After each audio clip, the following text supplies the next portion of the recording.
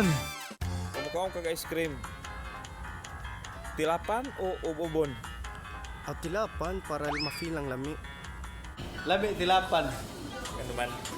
Kanang bugnaw-bugnaw. Ma-feel ang kabugnaw. Ah. Ano na siguro, sir? Okay. Mas ma-feel man nimo ang kalami sa ice cream. O ubon? Ay, ubo-ubo na ako, sir. Okay. Ganahan lang ko. Ano saan? Ang ice cream. Paano ubon? Ubon. Okay. Mas nindot ginang ubon. Yung ganawan? Magsigit-sagit magigag ubon. Mag-ubon kag kanang Ice cream. adobo. Ice cream day. Tilaan Okay. para gilok. Ano sa? Ang imong dila sa ice cream. Tilapan o ubon? Tilaan. Okay. Tilapan. Siyempre, di kalana yan na. Wala na kayo ubo-ubon.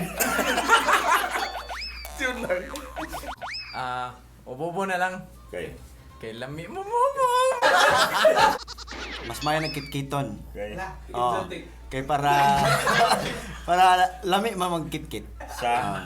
Lami ang pagkitkit sa kitkiton. Tilaan. Okay. Kanang inanay ba? Imog yung matagabtaman ng kalmi. Ubon para suyok tanan. Sa man? Ang ice cream. Pwede. Ubobon. Ikaw mag-ubob, tilaan raman gyapon. Tilapan. Ano sir? Lami dyan sir kung tilapan kay... Ang kaagon. Ano sa man? Ang ice cream. Oh. Man!